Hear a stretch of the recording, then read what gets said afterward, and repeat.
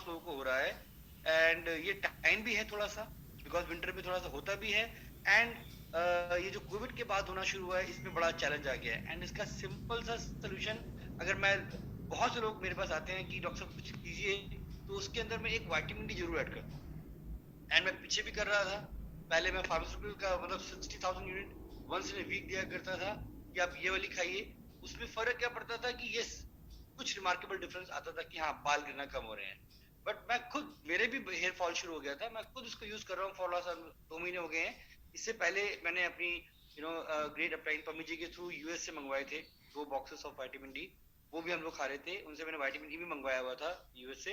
तो we were taking that also, but we were having a great effect. तो मेरा तो बड़ा स्ट्रांग फेथ है विटामिन डी के अंदर। अब सवाल आता है एक कि विटामिन डी इस समय सबसे इंपॉर्टेंट क्यों है बोन्स के लिए। हम जितने भी लोग यहाँ पर हैं, मैं आपको एक अपना मेडिकल पर्सपेक्टिव बता रहा हूँ, सभी के सभी ऑस्टियोपोरोसिस, ऑस्टियोपीनिया की तरफ जा रहे हैं। अब इसका जो बेस्ट सोर्स है, वो सारा का सारा सोर्स मुझे पता है इस रूम में बैठे हुए लोग नहीं ले रहे हैं। Reason being we all are health conscious, because सारा का सारा सोर्स जो इसका है वो फैटी फूड के अंदर है। चीज, बटर, या fatty meat, fatty fish, not the lean fish, fatty fish. हम लोग मछली भी मंगाते हैं, फिश मंगाते भी हैं, तो हम उसके फिलेट्स मंगाते हैं, उसमें से फैट निकलवाते हैं कि फैट वाली लेयर ना है उसके अंदर। Because we are very much health conscious, we are very much physique conscious. तो हम लोग फैट वैसे भी नहीं खा रहे हैं, जो कि ऐसा नहीं कि फैट बुरा है। एक्चुअली हम लोग अपनी कैपेसिटी खो चुके हैं फैट खाने की, बिकॉज हमारी फिजिकल लेबर जो है वो ऑलमोस्ट ऑलमोस्ट नेग्लिजिबल होती जा रही है। सो हम लोग उसके हिसाब से एडजस्ट कर रहे हैं कि हमें फिट भी रहना है, अपने ऑर्गन्स को भी फिट रखना है। तो हम फैट ज्यादा नहीं खा सकते, बिकॉज हम, हमारी अफोर्डेबिलिटी खत्म हो गई है उसकी खाने की। तो ये विटामिन डी अपने आप और कम हो गया। This is a vicious cycle. हम फिट रहना चाहते हैं तो विटामिन डी हम और नहीं ले रहे हैं, बिकॉज फैटी फूड नहीं ले रहे हैं। तो इसको हमें ऑन अ डेली बेसिस लेना चाहिए। प्रॉब्लम क्या थी, अभी तक हमारे पास कोई ऑप्शन नहीं था। हम जो कैल्शियम खाते थे, कैलमेट डी प्लस खा रहे थे, उसके अंदर विटामिन डी आया था 400 यूनिट, वेरी स्मॉल अमाउंट। वो ठीक है कि हम रोज ले रहे हैं, वो recommended daily allowance of Indian standard का था। डब्ल्यूएचओ तो अभी भी फ्लक्चुएट कर रहा है 1500 से 2000 के बीच में, कि हाँ इतना होना चाहिए रोज का। बट मैं आपको कुछ मेडिकल स्टडीज बताना चाहता हूँ विटामिन डी के बारे में। इसे फैट सॉल्युबल विटामिन, सो ये बॉडी में स्टोर होता है। तो इसकी टॉक्सिसिटी का एक इफेक्ट दिमाग में रहता है कि यार इसको हम कितना खाएं, हम कितना खा सकते हैं, कितना अफोर्डेबल है खाना है इसको। सो विटामिन डी 3 की अगर मैं बात करूं, इंटरनेशनल मेडिसिन जर्नल के अंदर एक स्टडी कोट हुआ था, नॉट वेरी बिग स्टडी, कोट नहीं हुआ था, वेरी बिग स्टडी। और उसमें कहा गया था कि अगर 40,000 इंटरनेशनल यूनिट एवरी डे लिया जाए 12 वीक्स तक, तो वो भी सेफ था। Means 40,000 international unit every day for 12 weeks. एक स्टडी और की गई थी, उसमें 10,000 international unit every day for 7 month दिया गया।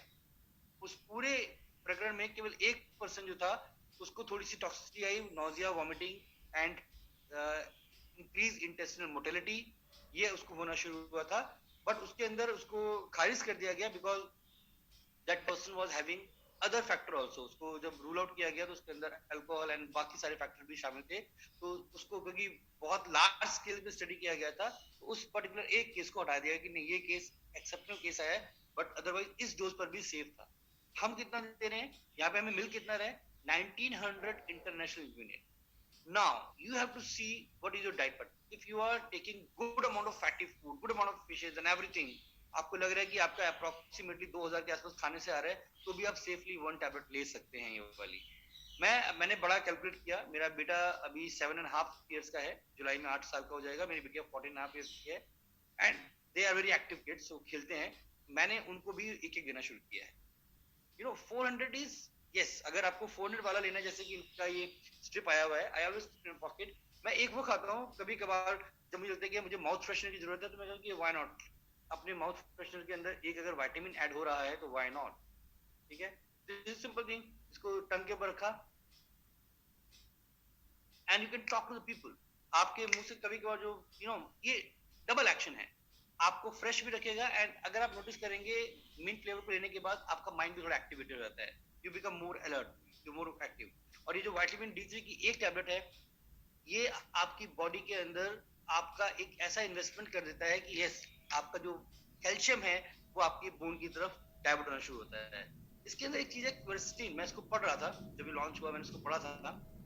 क्वेरस्टीन is a polyphenol, is a phytochemical. ये एक ऐसा पर्टिकुलर प्रोडक्ट है, अगर ये हमारी बोन में जाता है तो ये सबसे पहला काम करता है, फ्री रेडिकल स्कैवेंजर है, खत्म करता है फ्री रेडिकल। बॉडी में अगर फ्री रेडिकल बन रहे हैं तो उसको नलिफाई करता है। प्लस रीएक्टिवेटिंग एजेंट है, यानी कि ये जहां भी होता है, आसपास जितने भी आपके वाइटामिन मिनरल्स जो यूज हो चुके हैं, और अगर वो फैट सॉल्युबल है, रीएक्टिवेट किए जा सकते हैं, तो ये उनको रीएक्टिवेट करता है। तो यानी विटामिन डी3 की एफिकेसी को बढ़ाने में हेल्प करता है क्वेश्चन।